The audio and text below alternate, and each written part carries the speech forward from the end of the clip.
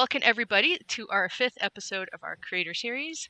We created this series in order so that all of you in the community can learn, get inspired, and hopefully start engaging and becoming a more active member of our lovely Decentraland DAO community. So with that, I'd love to introduce our special guest, Oscom and Slaterade from Sandstorm. Thank you both for being here. Woo! Let's go. I'm so stoked for this opportunity to have you guys here and for you guys to share your grantee journey, your learnings, your teachings, and everything with the community. I've been a huge fan, as you know, of me retweeting your contests from the beginning, and the only thing I wish was different is I had time to enter them. Because they're so cool. Like every time I'm like, oh, I want to do it, and I'm like, oh, I have no time. So, yeah, thank you both. And what I was hoping we could start with is possibly, like, especially for people who don't know of Sandstorm, and then dive into your own personal rabbit hole journey into the crypto space. If that's cool. Sure, of course. You want to take it, Slate? No, you are my. He was like, "Damn it!" Okay. I was like, "No, please, don't play to me." Yeah. So Sandstorm, it's been quite a short journey actually, because Sandstorm exists since August 2021, and approximately, and it started as a podcast at first. So this is something a lot of people don't know. At first, we did mostly shows in the metaverse. So we were the first social hub that was launched in Sandbox, and we started interviewing projects that were building in Sandbox or that owned land and wanted to build there. It was really, really early in the space. And so we really started as like a media company, if you want, that focused on interviewing all those different cool actors. And at the time, it was massive because it was right in the NFT bubble. There was so much traction, so many people. I think the very first show was with CyberKongs, and at the time, nice. We did it in Discord, and there were like 600 people in the Discord space. Wow. Who were listening to the first ever edition. So yeah, it was a wild time, and I think what happened after is Steve, our CEO, saw that this was working. There was attention here, and there was something we could do. And he always had this idea of building something that allowed the brands to find builders easily, right? Because exactly in this phase, he noticed, wow, there are all these people who own land who want to build in a metaverse, but they don't find the people who could actually do it or who could build high quality experiences.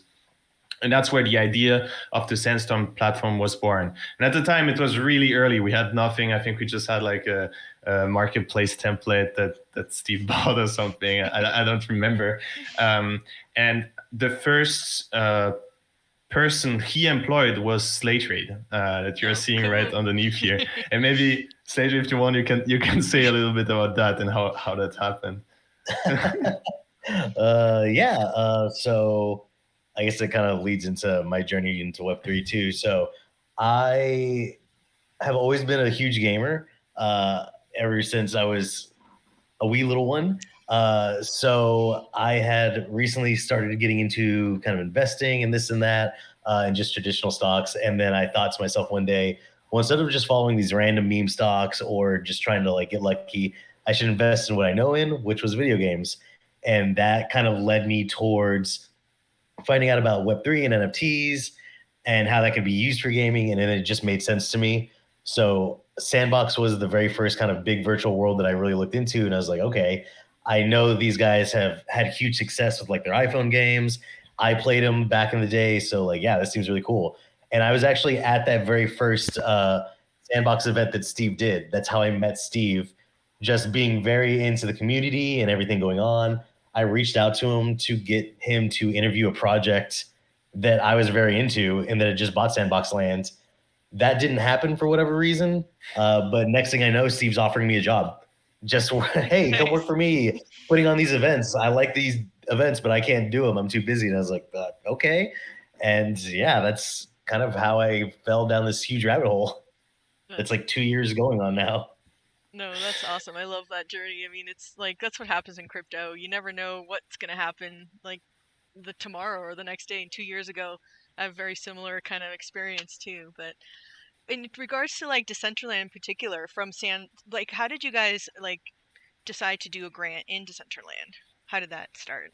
Yeah, so I think after this initial story where we started doing all these podcasts, we got a lot of connections with NFT projects and brands.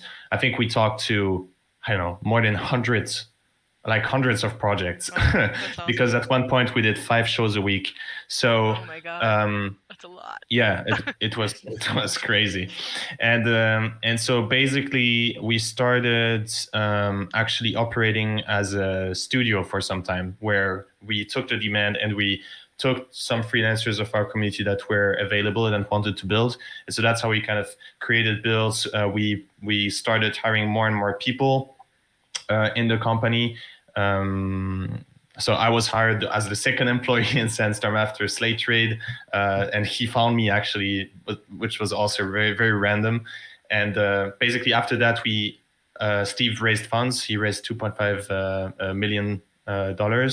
And then with those funds, he hired a full team with a full biz dev team, sales team, and Game Dizzy, who at the time was hired as a streamer and who became the CTO. Which was also pretty random, but basically we created this team which is very solid from scratch, with basically a full tech department, with 2 devs and our CTO, with Evan, who is our COO, with a sales team that was composed of 3 people, then Slaterade and myself. Over time, we also had some streamers that now quit the team, but basically we had a scalable team with a lot of freelancers and a core that is us, basically. And so fast forward, with raising funds, we had to build up the tech platform, which is what we focused on.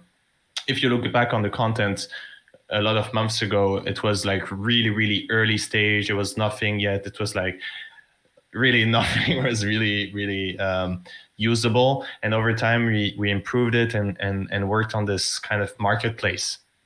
Job marketplace, which allows builders to find work, and I think now it's fully operational. And if you look at the Sandstorm website now, it's I mean, anyone could use it at the moment if they want to find builders to work for them or to find jobs. And now to get to your question, why did we ask for a grant in Decentraland? We were kind of stuck with Sandbox for a long time. And the vision of a work marketplace is not to focus on only one world.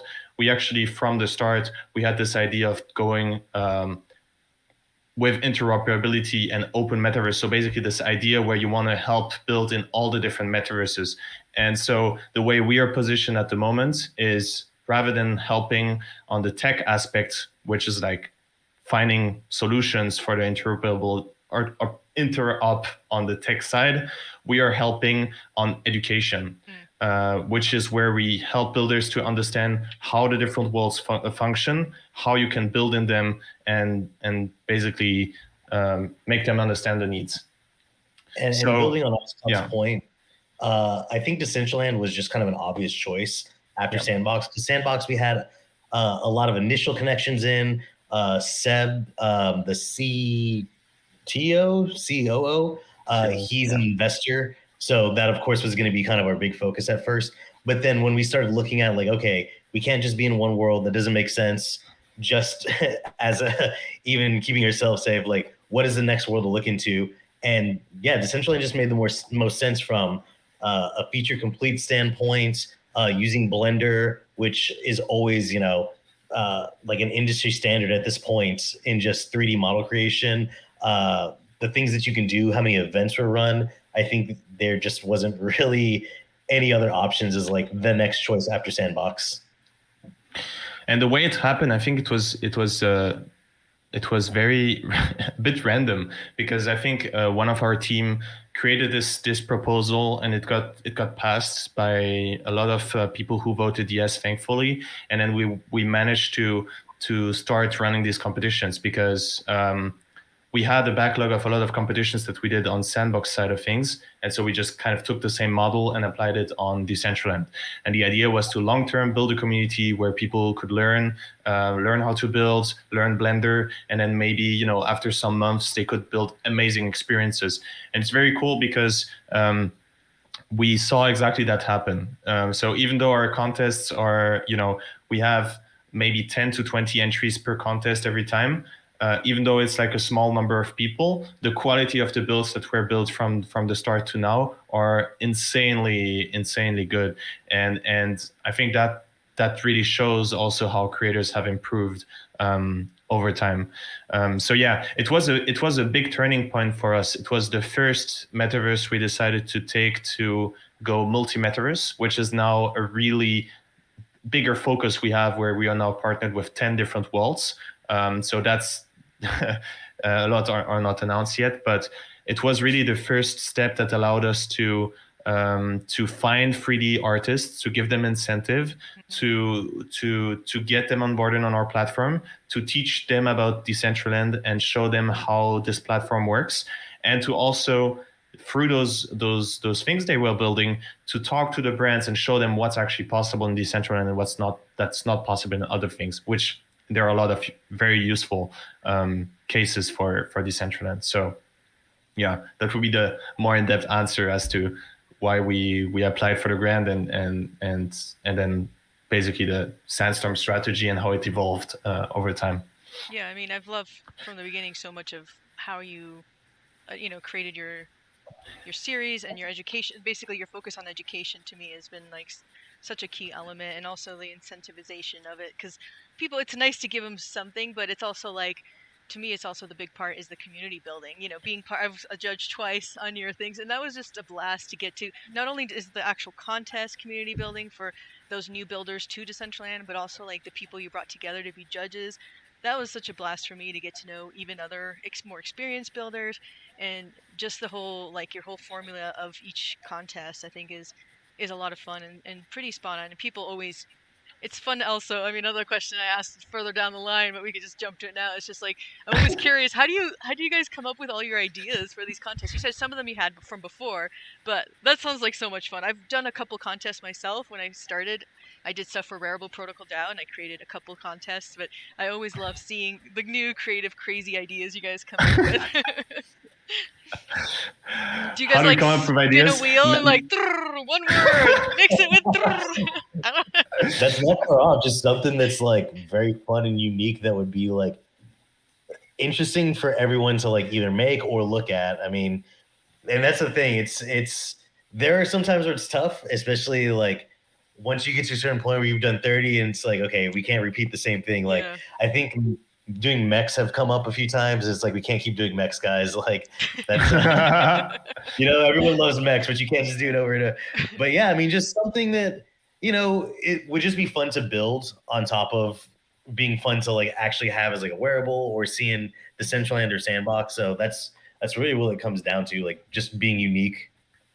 I think what stands out in the metaverse is it's a space where absurdity is super important. Yes. And I think that you can't go too absurd in this space. So to your point, Slaterade, I think the more like weird the idea, the better it will perform, because it's just something that you would never see. Like who would see I don't know, like for instance with CyberCongs, right? One of the first contests where we did some of a more exotic theme in the sandbox specifically, it was basically a contest where I asked people to build a banana rocket. So basically, you just gotta take the brand and make something completely weird around it. And it was the same ideas that we kind of took the entire way through, and it's what I think made our contests also a bit different from the others, because it talks to creators. If you come with weird themes, creators are happier to build in it because they really have fun building it. And I think in Decentraland, it's the same thing. The first contest I think I came up with was Mix and Twist, where basically you can take two objects that have nothing to do with one another, and you need to put them together and build like something out of it. And even now, we always try with our team to create themes that can be appealing, that are a bit weird, that are still close to reality, but have a cool and interesting twist or some form of idea. that can be appealing to the eye, that can be appealing to the audience that wants to look at it. And I think that's that's basically the approach we take. But yeah, it's cool to work on that. Yeah, I think like having those like challenges and design restraints are really creative, like generating like ignite creativity whenever you have like really specific time frame, cool like idea, and also like low poly limit, all these things really tend to like, the shit people come up with, if they are limited, sometimes it's more, some people are like, oh, I want to create whatever. It's like, actually, when you're limited, I think creativity tends to be even cooler, because you're just like, you come up with crazy like ways things can connect, That's something I've always admired about your contest themes. That's why I'm like, oh, I wish I could join it. But I have ideas. I sketch them, but I don't get to make them. You need to enter one then. I really want to, but I'm like, when you're like, I'm already like, I'm barely like, surviving all my workload, and I'm like drowning, but I can take a breath every 5 seconds. I'm like, I'm living. I'm like, take something else on. You're like, sure, Frank, the next time you sketch, you need to share the sketch. I'm sure people would love it. Oh man, well, it's so funny. Like, you know what you made me think of? Like this one time I was doing a VR sculpting class, and I was using ideation techniques, and I came up with shitcoin superhero and DYOR as the arch nemesis, and I've never said shit so much in my life. It was so fun, and then I got kind of reprimanded for it, and I was like, but dude, it's shitcoin, it's part of the culture. You don't understand. Exactly. I am gonna make shitcoin. He has a personality, okay? Oh, totally. And he had like a sidekick, which is like a little fly that was attracted to the shit, which is all the like rug puller. The fly's name was Rug Pull. Shitcoin had rug pull. All these funny ideas when you give people these restraints, and I gave myself that. I'm like, so I love that. So okay, let's dive into. I'm curious. Okay, in a day in the life of working on your project, what is that like for you guys? Because I know you have multiple projects, but in particular this one, how is that workflow for you guys? A day in the life of our project. So what specifically do you want in terms of what do we do day to day, or what do we do in a whatever you want. You can share whatever, because people just go in the rabbit hole. Just whatever you want to share that might be interesting insight. Okay. Yeah. You want to go, Slaterade? Yeah. So, I mean, usually, day to day, that's because there's so many things. Usually, now you know. Really terrible. I'm thinking like, man, every single day is like different, but that's also what's nice. Like today, like for example, it's Monday, so usually we're launching some new contest. So I usually wake up, make sure our announcements are set. We've got graphics. All of our social media posts are good to go. Discord, because on top of just launching a contest, you got to make sure people know about it. Then it's checking in on proposals for the week, like any updates that came in over the weekend from builders, see if anything needs to be kind of given feedback or prepped, so that if any clients need to give feedback on proposals, they get that information. We also have collections on Sandbox. So we just dropped an official collection last week. So we got to make sure that everything's minted, set up for sale. It's listed properly on the Sandbox marketplace. Then I have to start getting sales together. Oh man. Then we also have a show coming up Friday with a new partner, Virtual World. So nice. We got to somehow get them on the line. The DCL show this week. I know. It's crazy for reptilians. It's never ending too, because the weekends it starts right over again. Yep. For me, I would say, so I wake up pretty late. I go to bed pretty late, but I wake up pretty late because I'm one of the only ones who are in Europe, and the entire team is in the US. So I wake up at like noon. Then Mondays and Fridays are my big days. I have like about 8 hours of meetings. Oh, I know. I have on so both many days. meetings. Meetings suck the life away. I'm sorry, but like, Yeah. I think that should be like, all meetings should be cut down to 10 minutes top. Yes, it's true. It's true. But honestly, so the thing I do is currently So Slaterade and me, we are both project managers. So Slaterade is more so working on the I mean, we were both working on the proposals that are on the platform, just making sure everything is okay. People are happy. They get their replies in time. They get to share the assets. The clients are happy. So we do all this. The second thing that Slaterade does is he, is taking care of all the shows and graphics, etc. I am more so taking care of the internal builds. So we have 4 big projects at the moment that are being worked on. And all those 4 projects have internal teams, which go from 5 people to 10 people. So it's basically on Mondays and Fridays, I just make sure that those teams are on track with their goals, that everything is okay, that they have all the information they need, and that we're just basically everything is going well with the projects.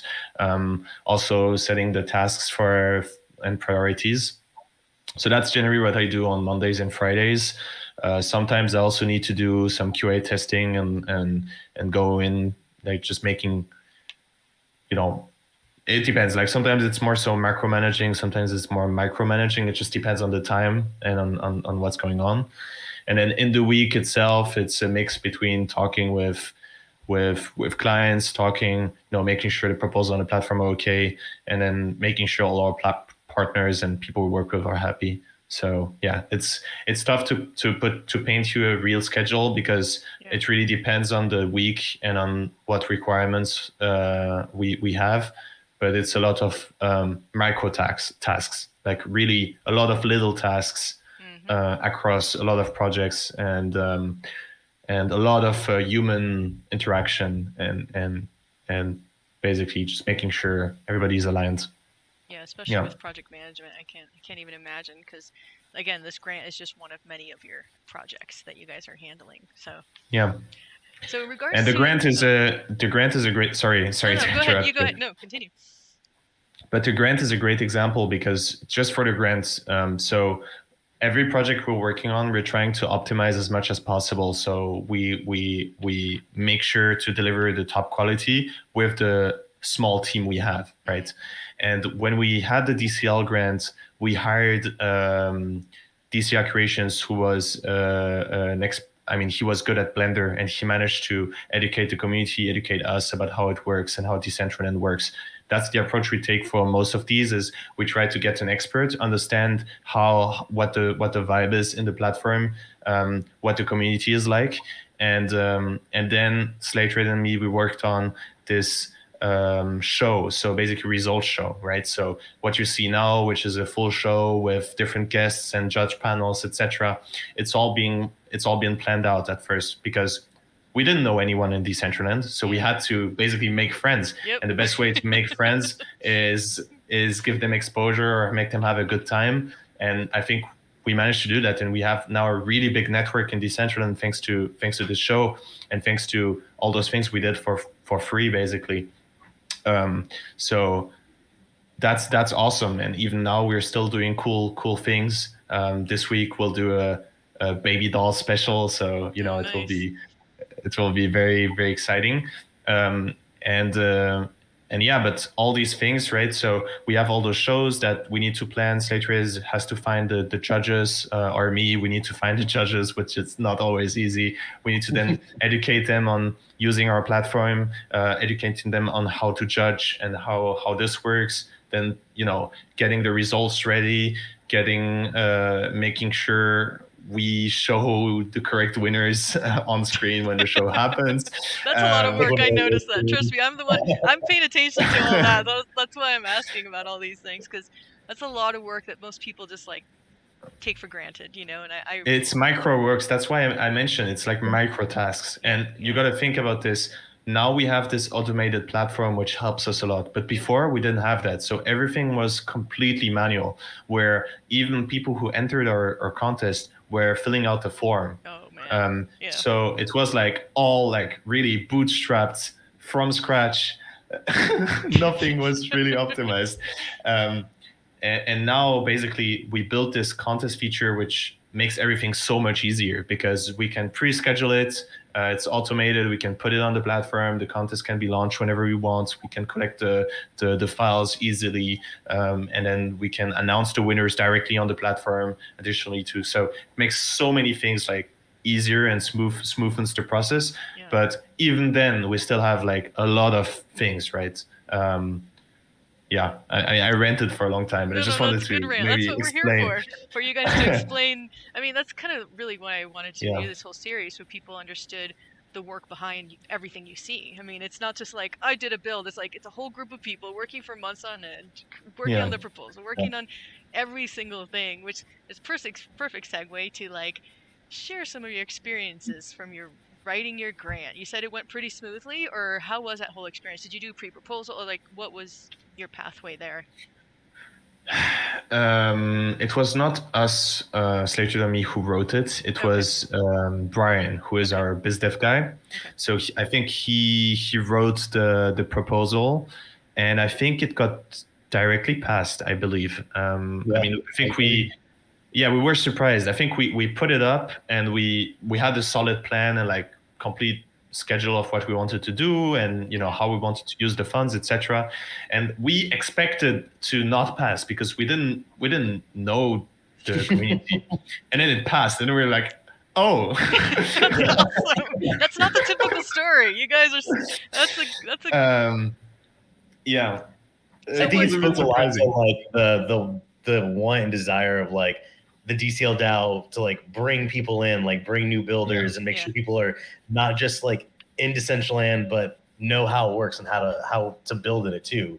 Because that is one thing that a lot of virtual worlds, some of them have that, some of them don't. Yeah. They just are a virtual world that exists, and whatever the team makes is what you experience. Mm-hmm. And I think the cool part is how you can get in, especially with the things like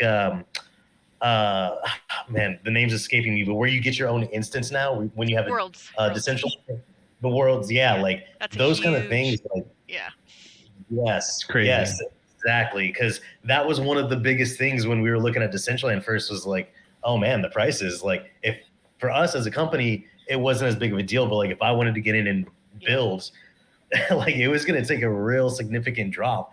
And the fact that now I can have my own instance and other people can come to it, like just any way to get more people involved, I think that's really cool. So it really kind of makes sense why our grant passed, because with these kind of virtual worlds, if people don't build, like it's just an empty plot. Exactly. So you always want to keep people building. Yeah, and I think Worlds is definitely opening up that, especially even me when I first came 2 years ago, it was already too astronomically high. And some people own land, they're like, well, I'll let you build on it. I was so scared to wreck anything. Now with Worlds, I can destroy it and it won't matter. It's fine and I won't feel guilty. So I was scared to try anything, but I'm definitely going to, like, I love doing, like, I've played around in Decentraland and done like wearables and things, but somebody else deployed it. But now I have a name. I have a couple, like you're able to do that. And especially for, it fits right alongside your guys' mission of, bringing more builders and also access and, and education, all those components, like really, I think are really exciting to see. And so another thing, question I had was, let me see, where is this? What was one of the biggest difficulties you guys had? You said you had about 10 to 20 people per campaign. What do you think is one of the hardest things to activate or to engage people to even enter these contests? What are some of the things you guys saw that were difficult? So we have the biggest problem we do have, and we still have, is the KYC requirements. So that's the biggest hurdle we do have on our platform. And the problem is it's a non-negotiable. So basically, the reason why we had the KYC requirements is because a big portion of our team, or at least Steve and Evan, we really built the company in a proper compliant way. They raised funds. They had, a complete super experienced legal team and compliance team. So they kind of commissioned for consulting. And at the time, it was very confusing as to what would happen with crypto regulation, right? Yeah. Last year.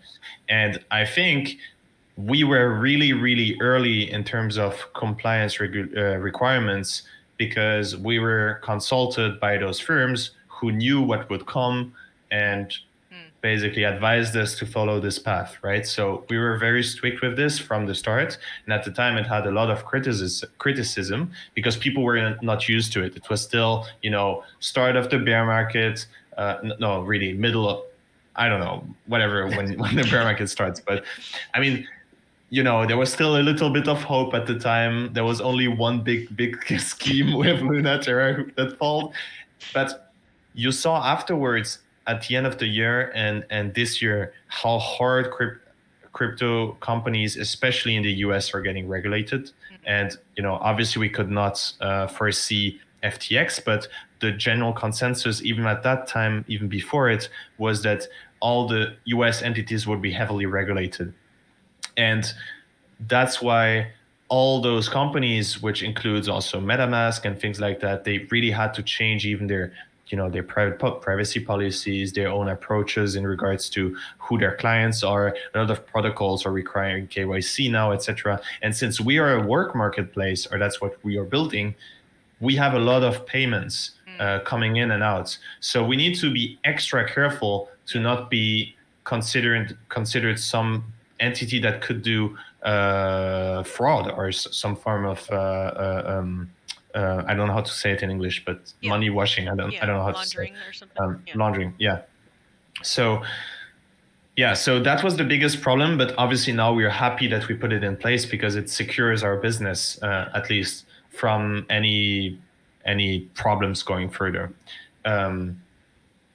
So I would say that's the biggest problem we had in terms of onboarding people from the crypto space. Now, in terms of onboarding people from the Web2 space, it's a completely different deal. I mean, that's another level of difficulty because the people, they don't like the word metaverse. They don't like even to hear about crypto. They don't like to hear about NFTs. They think everything is a scam. They think, and so it's really difficult to even just convince them to give it a try, right? And that's also like a $5,000 proposal sitting on our platform. Like, look, it's a job. Like, you're not even really getting involved with it. You're working a modeling job for $5,000. Like, what is the difference? Yeah. Well, it has the word metaverse in it, so I don't want to do it. It's like, it's a base commission. Like, come on. So it's one of those things. But we have had some experience of like explaining to people, like, dude, if you just look at it as like a job you're taking and you're getting paid for, like, there have definitely been people who are like, okay, well, now that I see kind of what you guys are doing, like how you do it, like I'm more open to like coming on and taking some work. So it's definitely a constant pushback. We're like, even getting 1% of those Web2 artists is a challenge, honestly. Yeah, no, I see that across everything, really. It's always nice to go to, like, we were talking about how East Denver, to be in a room full of people that you don't need to say anything. They just, they get it and they understand it, and you can just jump in at any point and they'll have some kind of perspective usually that will, enlighten you. So I'm curious, like, I know there, like, in terms of like the whole grant process, there were some bumps along the way. Like, what are some tips you guys could have for the community members wanting to get into and do a grant? Now the new grants program is launching, so things will be a little bit different, but like, and what things would you recommend? What kind of feedback do you have for the DAO in general to improve? Would love to hear that. Feedback to the DAO. Yeah, so we had one part of the grant which was a bit difficult because at first we had a lot of community pushback because a lot of people didn't know us. Obviously, we were not really part of the community at that time, and we had to prove ourselves, right? So we got the grant because I think our program and what we wanted to do was solid, but the people, they need to see proof. And so there was a disconnect because we started to work on all these things we did. So with one time a week, an educational session, every 2 weeks, we had the contest streams and results streams with guests from the community. And we just kind of stockpiled all this value that we provided for free, even things that were not part of the grant program, with all those educational sessions, etc., which we just wanted to provide to help people and and help onboarding. And basically after that, after 2 months, there was a disconnect with the DAO because they thought we were not issuing payments on time, because they misunderstood what we said, where we said we need one month at the start to plan out all the contests and to prepare the execution of the part of the plan, and they thought we would start immediately at the start date of the DAO grants, which led to a lot of confusions because they were wondering what we were doing with the money because we didn't pay it out yet. And yeah, so there was a communication problem. We had a lot of back and forth, especially me with the DAO's support squad, with the grant support squad. And honestly, it was a little bit frustrating because at the end of the back and forth, we didn't feel heard by their team, because they didn't do further. I mean, after I provided all the evidence and I provided the full document explaining all the transactions we did, all the events we scheduled out, and etc., they were not very open to discussion. And then I doubled down and talked to the DAO committee, who then basically retook our case, and then they decided, okay, there was nothing wrong here. We resumed the grants. So yeah, it was a stressful phase because to us, we did so much for this grant. Even I think we are paying out every single dollar we got from this grant program to creators. Yeah. We did not make any profit from Sandstorm. We always held custody of the funds. We never used them for anything. They really sat in the wallet. You can even check. And it was frustrating to us that we got basically attacked after we did so much work to get included and accepted in the community. And it didn't felt right to us. But I think afterwards, they were super nice and supportive, and we got way more positive feedback from even the community, etc., who understood what we were doing. They saw the constant content, and it went really, really well. And I think since then it's going super well. So that's great to hear, because it seems like around that time it wasn't just you guys, it was like all of us were newer and trying to like build and trying to get better at what we were doing as facilitators, grant support squad. And I think a lot of the updates also in all the DAO tooling that's changed, and now with the new grants program, I think there's a lot of stuff that people seem to sometimes forget. Like we're also grantees. I'm a grantee, and I'm just like every 6 months. I hope I can continue to support the community, but it's also I'm in that same process. I want to make sure I provide that like transparency, but it's hard because sometimes a lot of the stuff you do, it's hard to show in every single metric they were wanting. So and it's not, again, it's all grantees kind of dealing with this dilemma of like, okay, you have to report these updates, and how to report in a way that satisfies the new metric or the new setup, or like and it's something again we're all learning and trying to like get better at all together. But I think I really love the DAO program. I think it's a super, super positive tool. But obviously, as you could see, there are so many manual elements here, because every time you're vetting things manually, you're vetting statistics manually. It's really tough to evaluate success, especially when it comes to onboarding and community-related things. It's really difficult to do. And that's why I respect all their work. It's super hard, and they get a lot of feedback constantly, so I can't imagine to be in their position, or in your position actually. Well, it's like you guys, you manage all these projects. It's similar. It's like basically we have all of the community members as our projects, and all the how do you showcase DMs, how do you showcase onboarding privately or publicly, and how do you showcase stoke, like things that like that's really what it's about. In the end, it's about like high stoke level, and like, but yeah, I always love learning from other, from people like you guys who've been through the process. And is there any other tips or advice you would give somebody who was like, entering the DAO, had an idea, like what would you recommend they start with? You want to start asking the hard questions? I heard the sigh. He's like, I don't want another one. Right. I will say one piece, but I think Oscom is definitely the better expert and how much he's been dealing with now. But I think just being transparent and like being transparent and showing, you know, what you want to do, but also that you are doing it, even if it takes you like a second to get started up. Because I think a lot of people and entities in the space will either, whether it's on purpose or just because maybe they get it over their heads, will say they're going to do something and then don't. And I think it's, and I mean, this is any Web3 space, not anything Decentraland or virtual world related. And I think it's super important in this day and age and like where we're at to be just transparent and like truthful. Like, you know, I come from Apple, where, you know, being transparent and honest, even if that honesty is tough, is like a necessity. Because if you know you're not going to do something, communicate it and let it be known so that those expectations are set. And yeah, you're going to run into issues where sometimes it makes people mad. But at the end of the day, they're going to be even more mad if you didn't say something, and then they have to find out on their own. So I would say just, being open about what you're doing, and then either making sure you do it or make sure you explain why it couldn't happen. I think it's a really strong statement you made, Slaterade, because it's also something I've seen really, whether it comes to Web3 or DCL specifically, or the DAO, all the people you see that are spotlighted or get the chance to get those grants and do things, they did things in the past.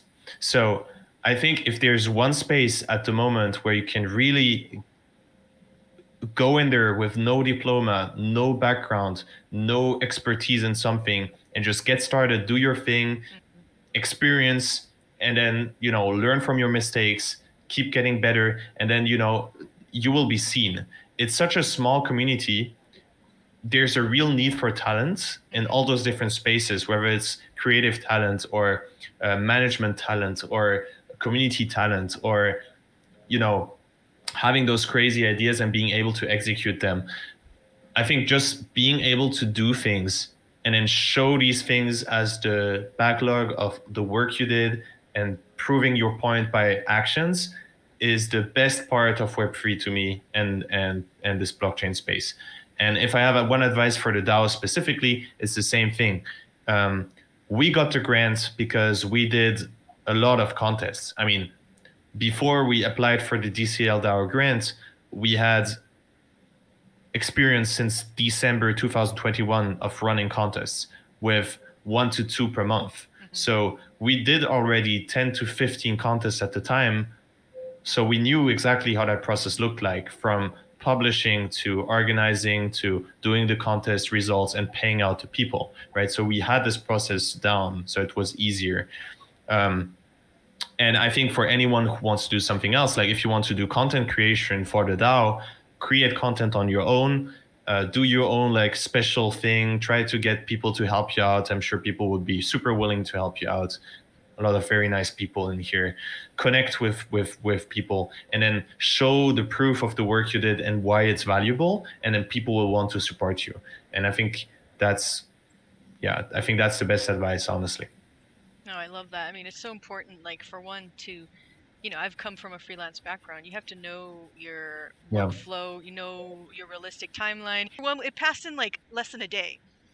It was like, because everybody liked it, but like, you never know. And it's good to do. And I, like you guys, it's like, I really prepared. I spent like 3 weeks preparing, like before I even submitted it, because you want to make sure you know everything they're going to ask. And the best way to do that is start reading a bunch of proposals, get to know the questions they ask everybody, you know, and if you go through there, you get to know what they want to hear, and you bring it to them from point one, then they'll be like, okay, this is cool. I'm sure Brian took a lot of time to prepare his as well, because I remember I was not involved in the process, so that's why I can't really comment for him, but I remember he did the first draft, then went through Steve and he reworked the draft, and then it went through Evan and he reworked the draft again.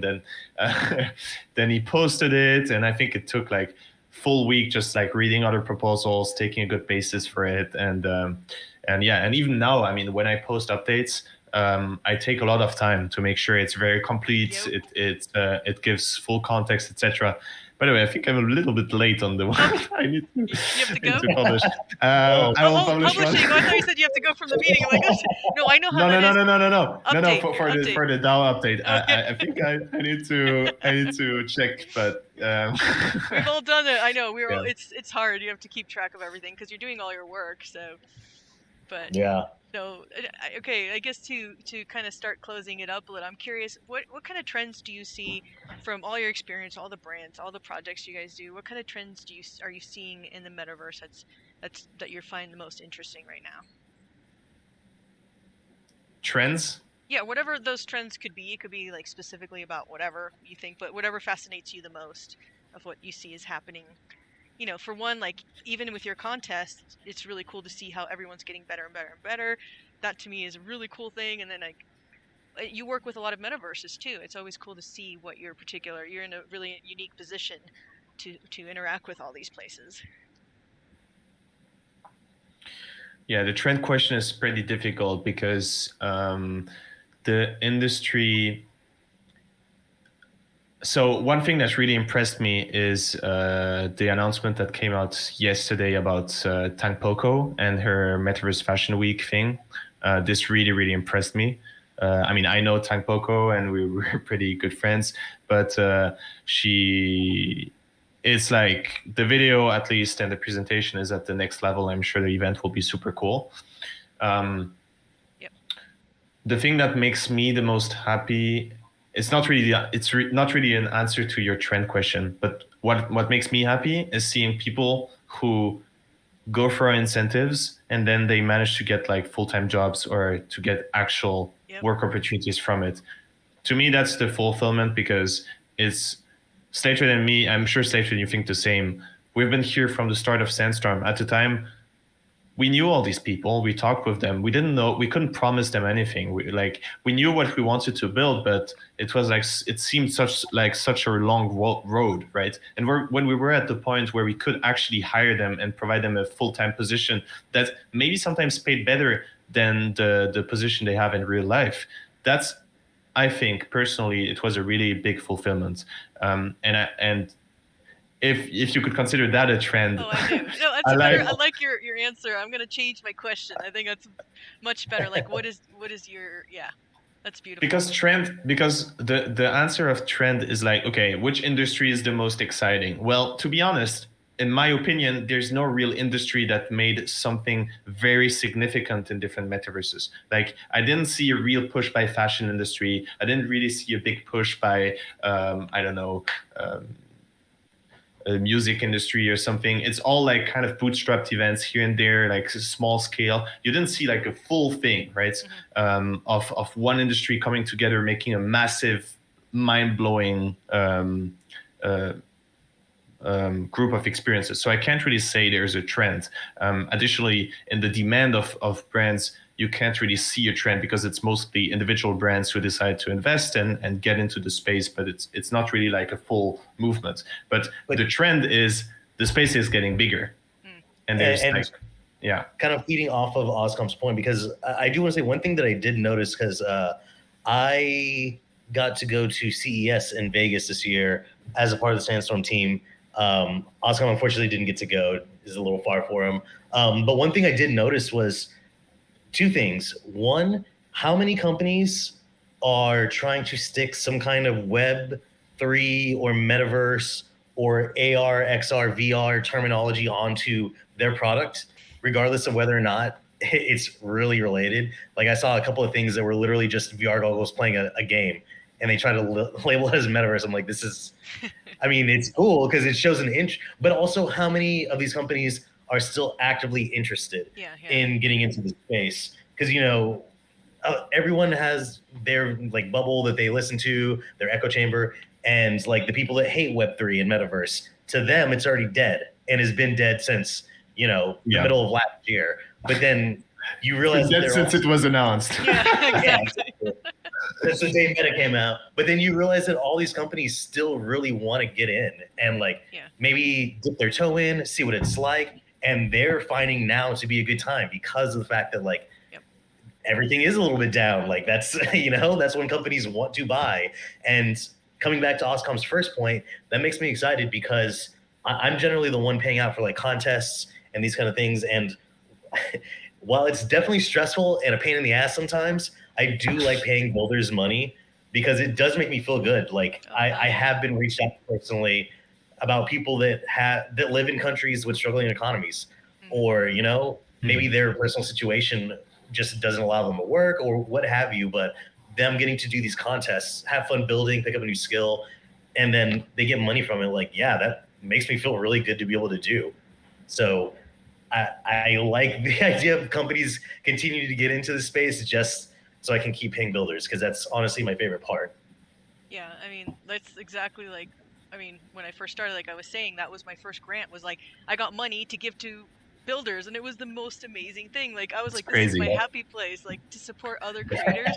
This is like, can I just hang out in this realm? And like, and so we were saying, Oscom, like, I think that's massive. Like, I remember when I finally went into Web3 full time, it was such a fucking major life awesome. Like, that to me is like the one metric that matters, like when people are able to do what they really love. And that's why I ended up in here, because I'm like, I reached a point where like, fuck it, I've always wanted to do this and this, and like, it's time now or never. Because fucking if you don't jump into the deep end, or if you prepare always and never try, nothing will happen. You have to just jump in. I always say I'm always jumping in the deep end, even if I don't know how to swim.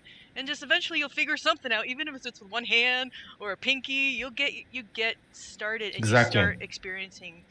And, you need to get started. You need to start to do things.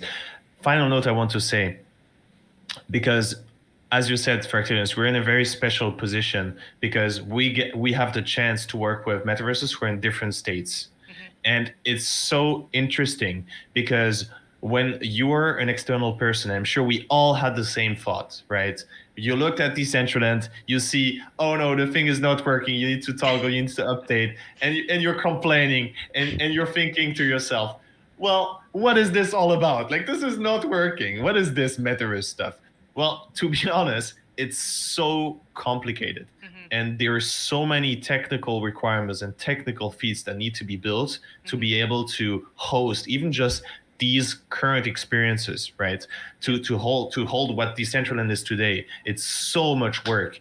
And this is what we see because we work all the time with early stage metaverse who are building in Unity, early stage metaverses who are building an Unreal Engine, early stage metaverses who and they all have their own different problems. They don't have like some form of asset publishing pipeline, or some others they don't have like the server solution, or some others they don't have they have a good server solution, but they don't have the solution to add streaming to it or something. And it's all like different elements.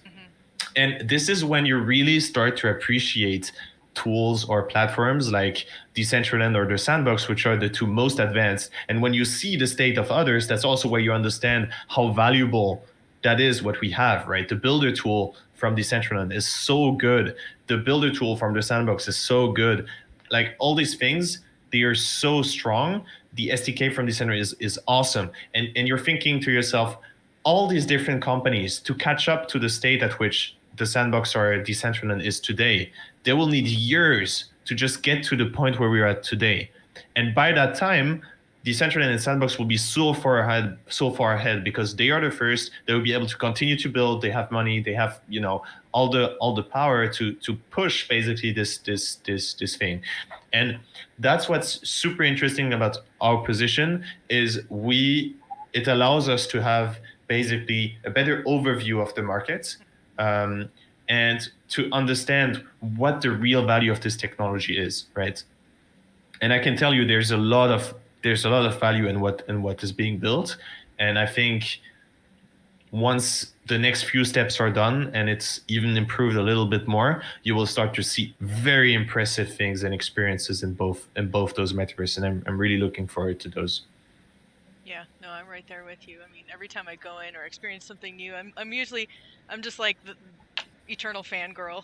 I think that should be my title, not facilitator, fangirl Fractalians, because I go in there and I'm like, and then for me, it's also such an inspiring place as a community member to because I love to build too, and just go in there and connect with others and be like, oh, how the hell did you do that? It's like this, you feed off each other. And I've always come, I come from a background in digital arts education, so I love being in these like creative environments where people are just like building and sharing and like, like working together in different ways. And I love being able to work with people from all over the world. I mean, just like, it's just such an honor to get to interact with that and grow and contribute whatever I can, even if it's just fangirl status or like.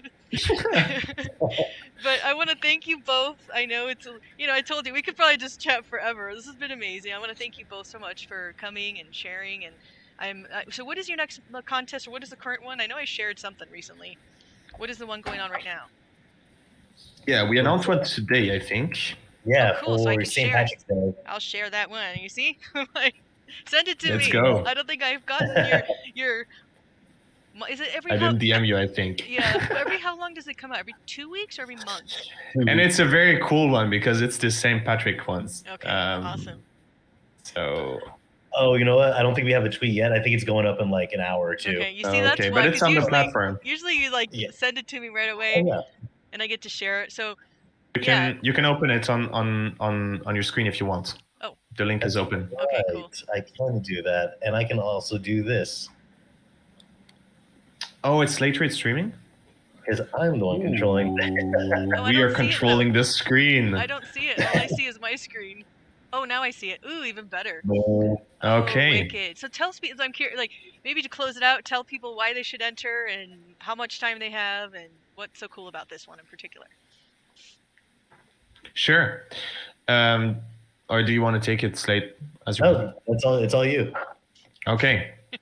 So, I mean, why do you want to participate? It's just super fun. The theme is very cool. It's again about wearables. It's about St. Patrick's Day. We're trying to prepare for this amazing kind of day where everybody is green, fully green and fully crazy.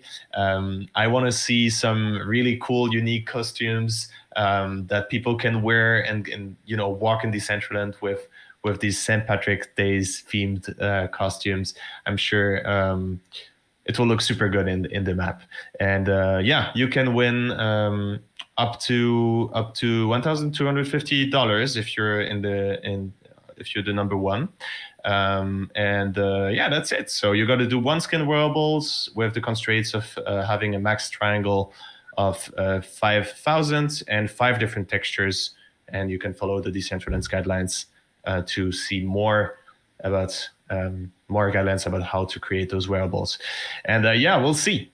Awesome. We'll see who enters, who makes the craziest stuff, and how it will look like. Well, I volunteer to be a judge if we need a judge again, because it's fun.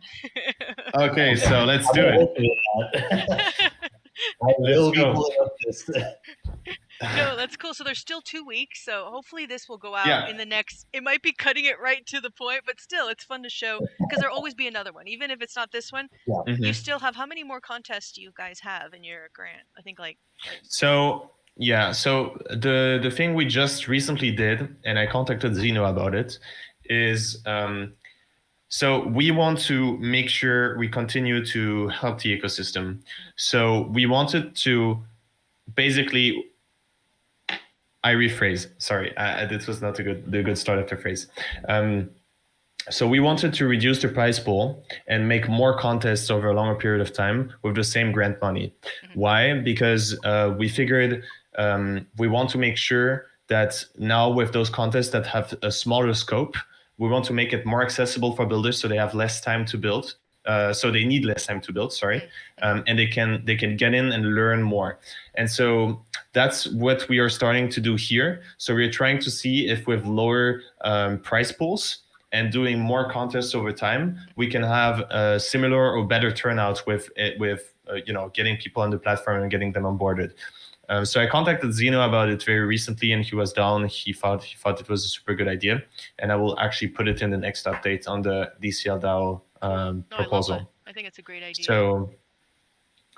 So basically it's just making the best out of the money that the DAO granted us, and I think it's very cool. So we'll see. Woo-hoo. Well, thank you for sharing that. And I don't know if either of you have any closing remarks, but this has been great, and definitely encourage all the community members to check it out. It's always fun. Even if you're not sure, if you're a new builder, it's a great way to get better. and to meet other people, and everybody in this, like, you know, Sandstorm is super nice, and you get a fun panel of judges looking at your work, giving some really cool feedback. I thought the feedback in both, you know, times I've been a judge have taught me a lot, so it's worth it just for that, you know. Nice, yeah, and we got to talk with so many awesome people, and you know, cool projects. I'm thinking about Golfcraft. I'm thinking about, you know, all the things that Mariana has been doing with her reports. I'm thinking about you, even, you know, the first times we talked, and how you just shared your experience as a person in the support squad, and, you know, even Tank Poco with how she ran her events. And I'm forgetting a lot of names, but we talked with so many great people. It's so cool to connect. Cool. Well, thank you both, and hopefully I'll be linking always for all you in the community any of their contests, Twitter, so be sure to follow us there, and yeah, catch you guys next time.